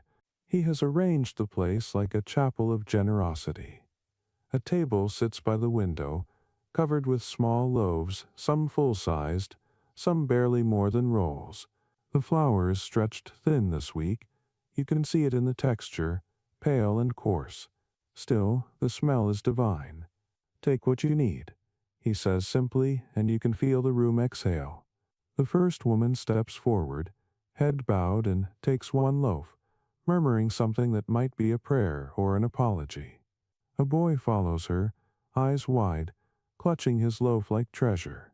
The miller's wife stands nearby, wrapping the smaller loaves in bits of cloth and smiling gently at each person, her face soft and bright in the firelight. Here's your mainstream historical fact. During harsh medieval winters, it was often the local miller or baker who distributed emergency food, not the church or the Lord. Mills were both production sites and lifelines, and millers sometimes kept aside poor flour, the coarser remains of grain, after sifting to bake low-quality loaves for the starving. In some places this practice was formalized. In others it was simply done quietly, a moral duty wrapped in secrecy. You watch it unfold here, unrecorded but real. The miller checks each sack of grain left in trade, nodding approvingly at some, frowning at others. The taxes take their share, he says under his breath. The frost takes the rest. He looks at his wife, and you can see the silent question in his eyes. How much can we give before we run empty ourselves? She doesn't answer in words. Instead, she hands him a loaf from the back of the table, the largest one. This one's for the old widow by the stream, she says. Her fire went out. He hesitates only a second before tucking it under his arm. Then I'll take it myself, he replies. As he steps out into the cold, you follow. The snow has started again, soft flakes spinning down like drifting ash. The path to the widow's hut winds along the river bank, and you can hear the water beneath the ice whispering faintly as if urging him on. When he reaches her door, he knocks once, twice.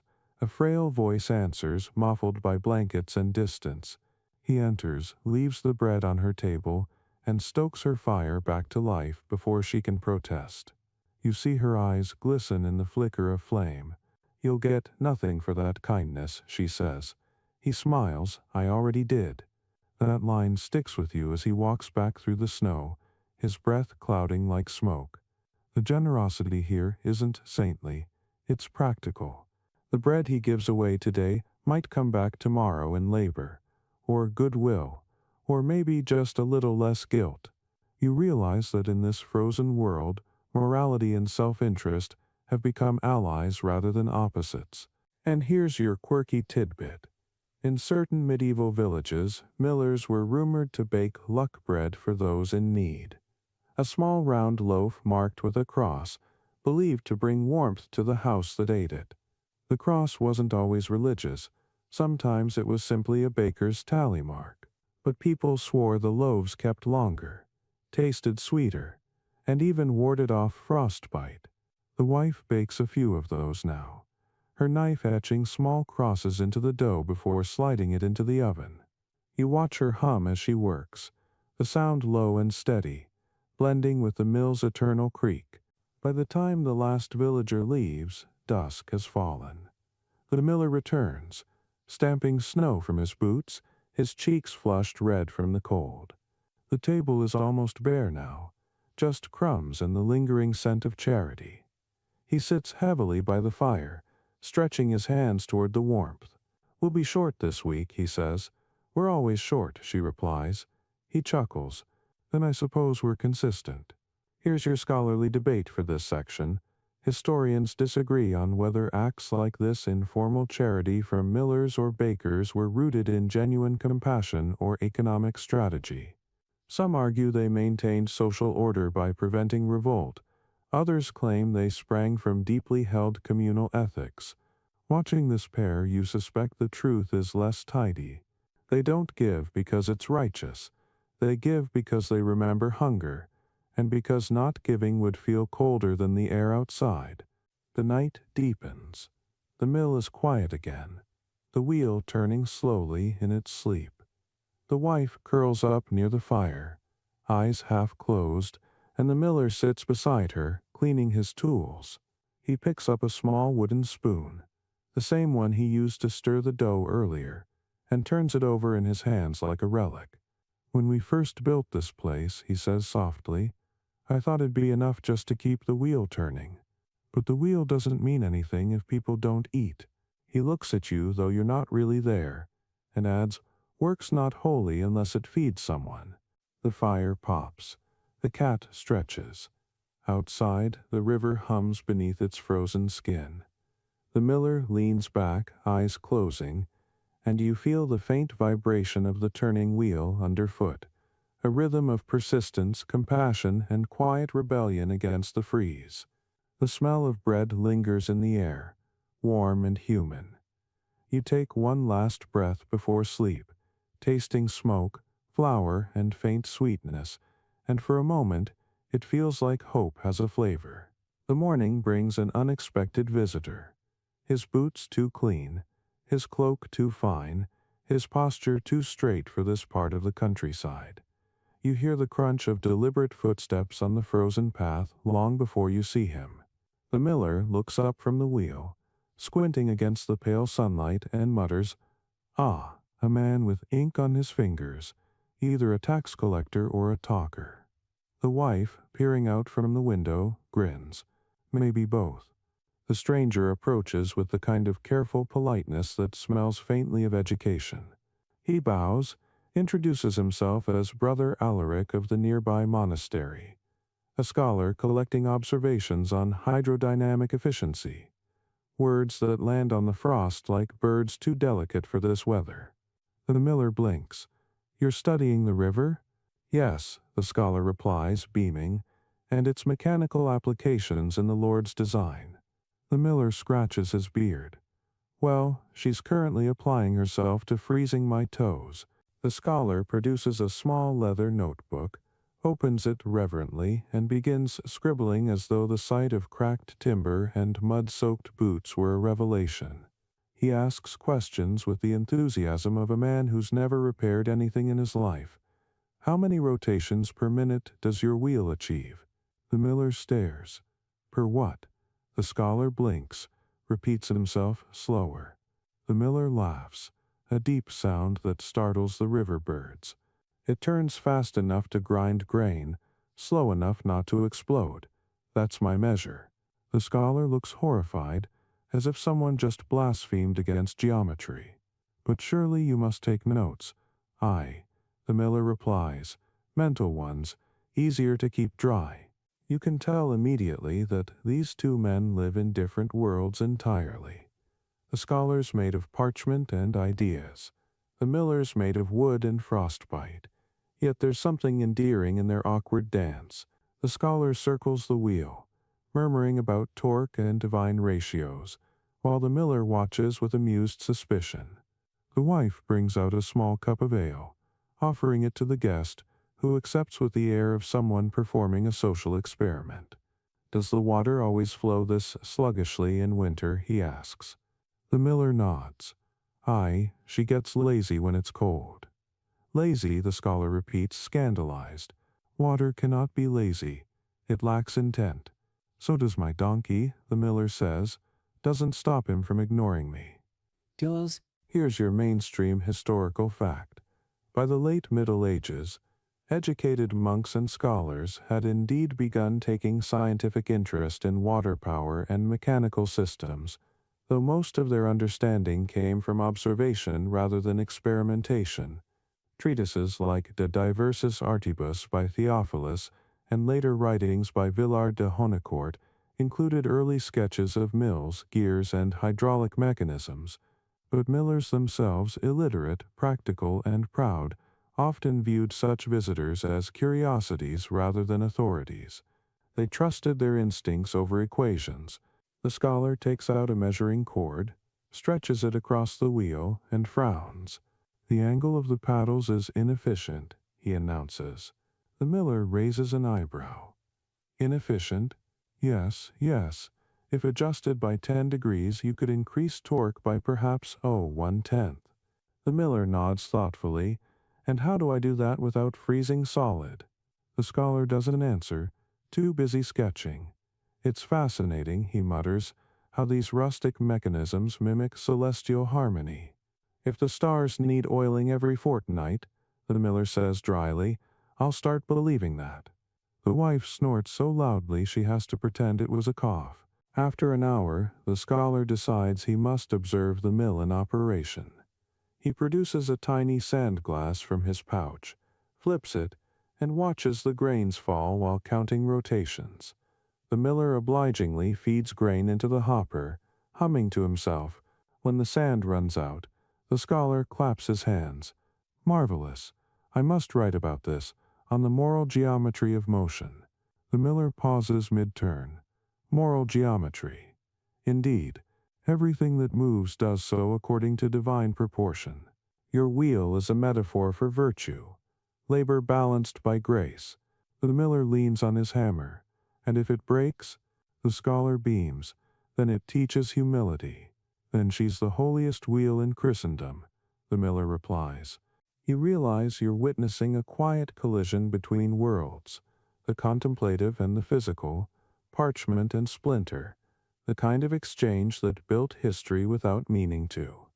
The scholar keeps jotting, pausing only to warm his hands near the fire. I envy you, good miller, he says earnestly, to live in such close communion with divine mechanics. The miller grins. Aye, she's divine all right, temperamental, moody, and full of surprises, just like the Almighty, I suppose. The scholar's quill freezes mid-air. That's unorthodox. That's accurate, the wife mutters, handing him another cup of ale. Here's your quirky tidbit.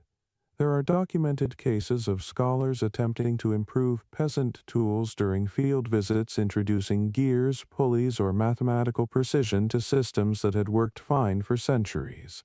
Most of those innovations failed, often because the new designs didn't account for mud, ice, or human stubbornness. In one famous case, a Benedictine engineer tried to modernize a Flemish mill by adding metal fittings. It promptly froze solid at first frost. The locals called it God's revenge on cleverness. By afternoon, the scholar's parchment is filled with diagrams, and his shoes are caked in regret.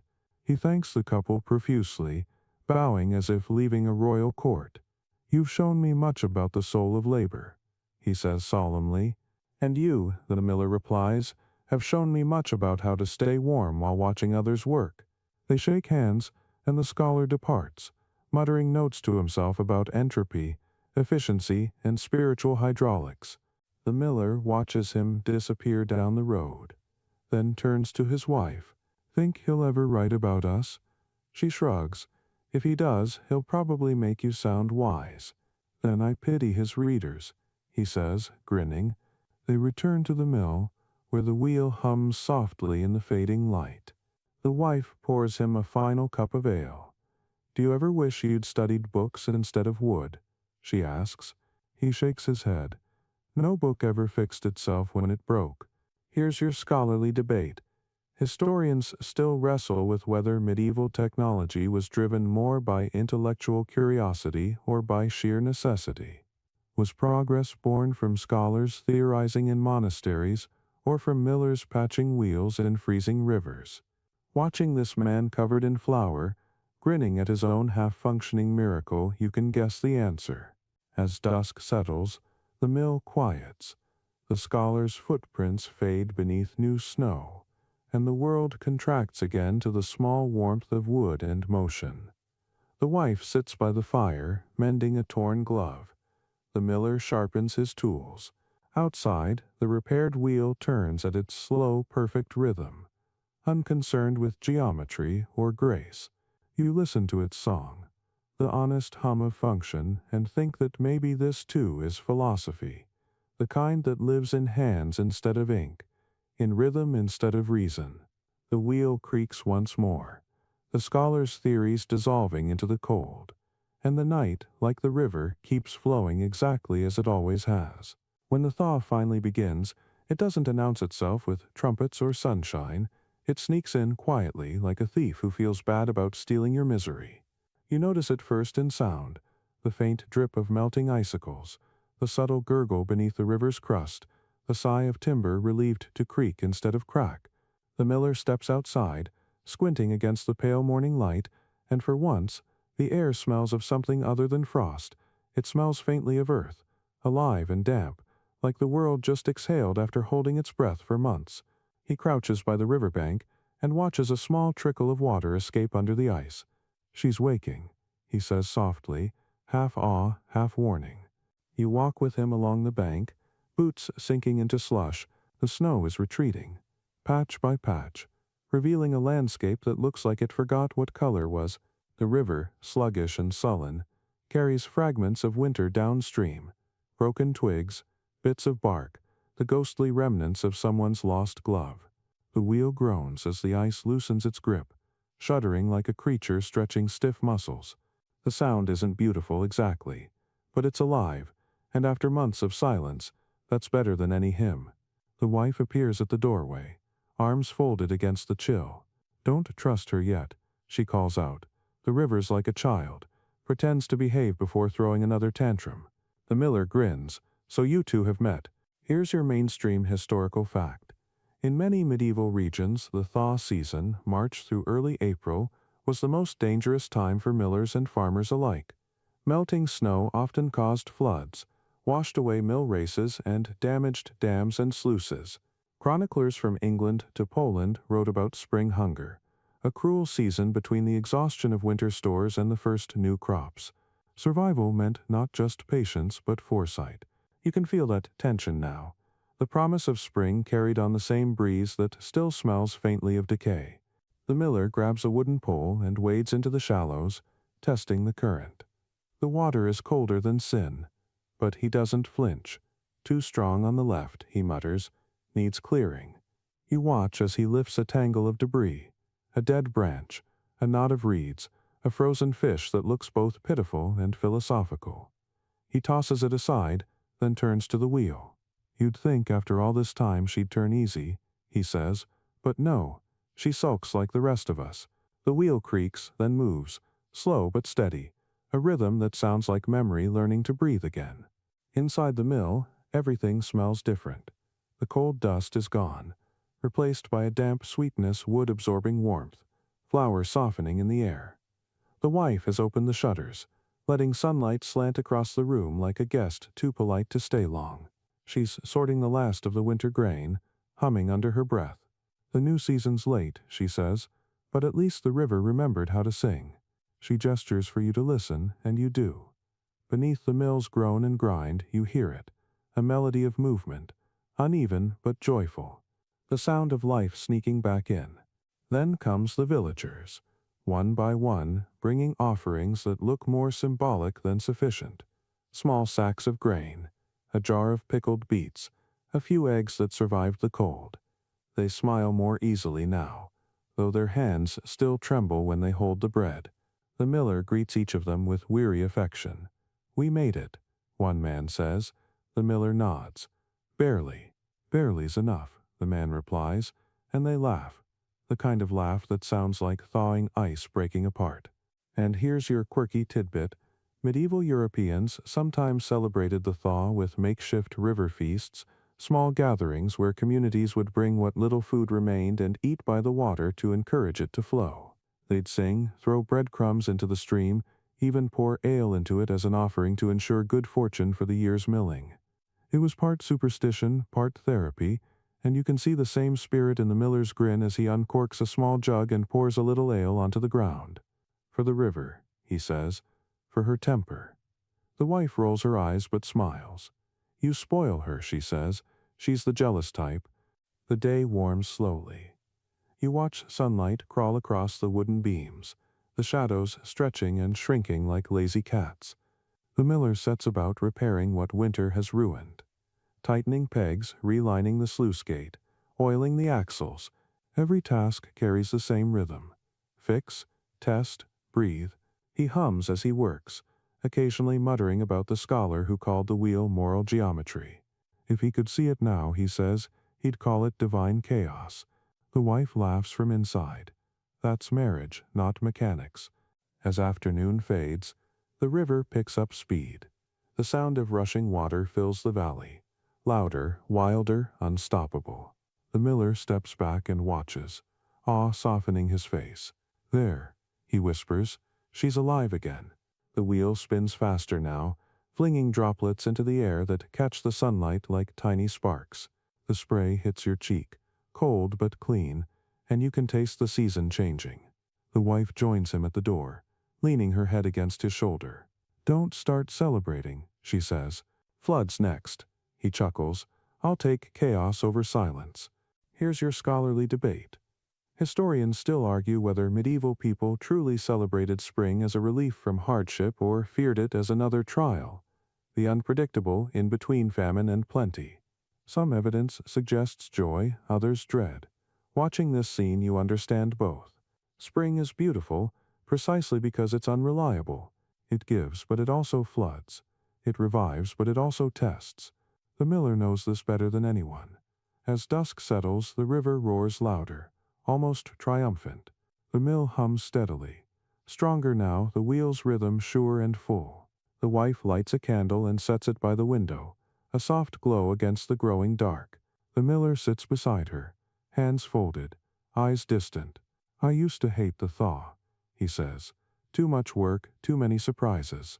But now, he trails off, watching the reflection of the candle flicker on the wall. "Now I think it's proof.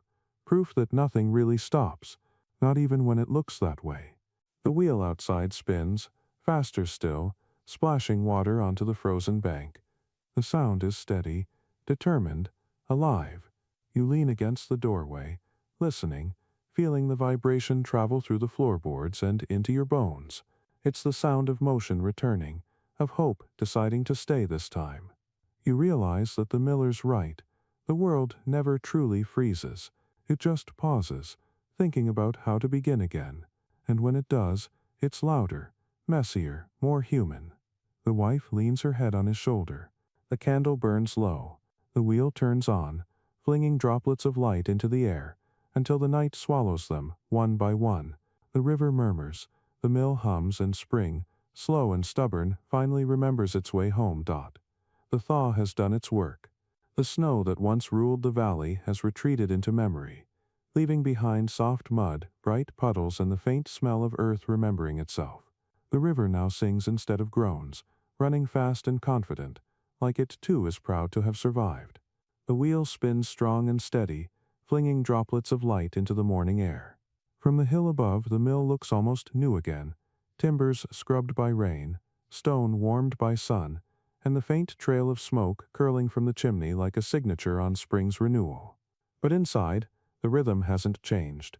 The grindstone hums, the gears click, and the same hands keep the same rhythm, as if time itself must be persuaded that the season has turned.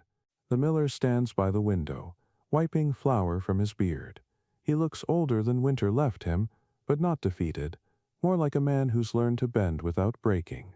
His wife moves behind him, light-footed despite the creaking floorboards, carrying a basket of early greens someone traded for flour. She sets it down by the hearth and pauses to listen. "She sounds strong," she says, nodding toward the wheel. "For now," he replies. "Give her a few weeks and she'll find new ways to complain." They both laugh, softly, a sound that feels like sunlight breaking through cloud. The door opens, and the first of the spring customers arrives. A boy no older than 10, clutching a sack of grain that's nearly as big as he is. "My father says to thank you," The boy blurts, eyes bright, "For the bread this winter." The miller clears his throat, pretending to inspect the wheel. "Bread," he says. "I don't remember any bread." The boy grins. "He said you'd say that." The miller ruffles his hair, takes the sack and sends him off with a small pouch of ground flour. "Payment for the compliment," he says. The boy runs back up the road, and the miller watches until he's gone.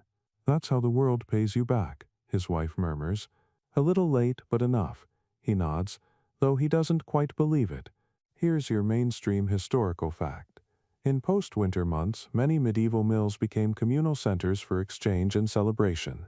Peasants would bring not just grain, but early produce, eggs, and even stories from the neighboring villages. Some records show that millers hosted first flower gatherings, a modest spring ritual marking the return of water power and abundance. No saints, no lords, just people, bread, and motion. By midday, the air hums with life again. The mill door stays open, letting sunlight spill across the worn floor. You see children chasing each other near the river, their laughter bright against the sound of rushing water. The wife has tied her sleeves up, flowers streaking her arms like battle paint, while the miller leans over the sluice gate, adjusting the flow.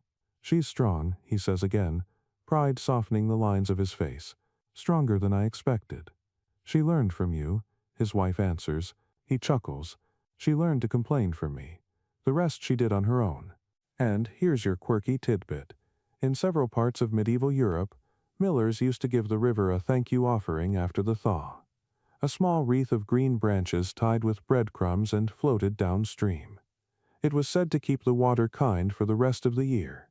The miller does the same now, whittling a few thin twigs, twisting them into a circle, and placing a single crust of bread inside. "For luck," he says, setting it afloat. The wife watches from the doorway. "For superstition," she corrects.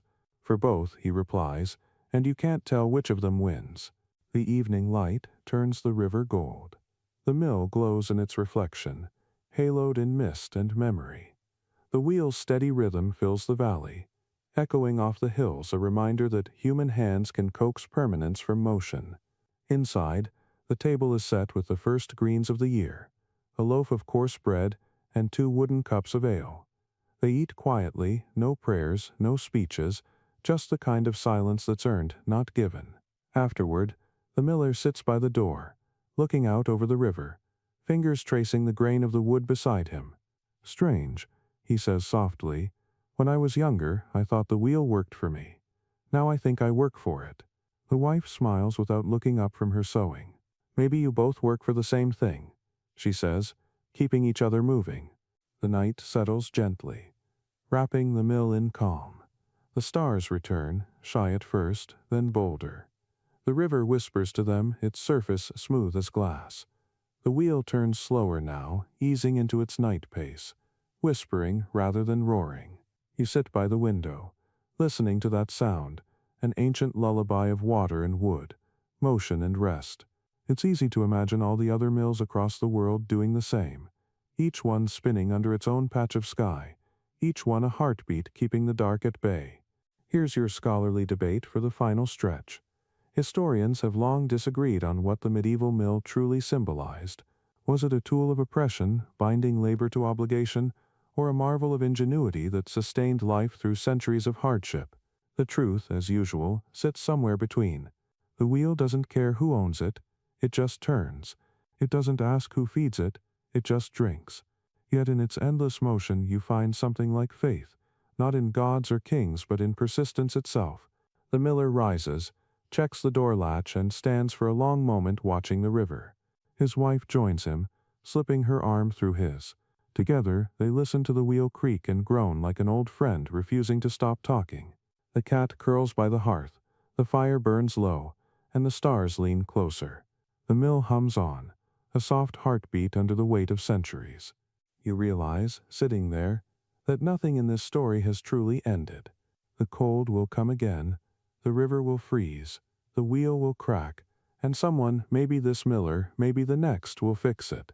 That's the covenant of survival, to keep repairing what time insists on breaking. The wheel never really stops. It only pauses long enough to remind you why it started turning in the first place. The river sighs, the fire flickers, and the miller closes his eyes, his hand still resting on the wall that has carried his life's rhythm. Outside, the moon climbs higher, silvering the world. The water glimmers, the air stills, and the miller, faithful, flawed, eternal, keeps turning, just slow enough to sound like breathing. The night deepens. The story exhales. And you, warm by the imagined firelight, let yourself fade with it, listening to the last creak of wood, the last whisper of water, the last echo of motion that refuses to die. The wheel turns once more, slow and certain, as the world drifts into sleep. End of script. Sweet dreams.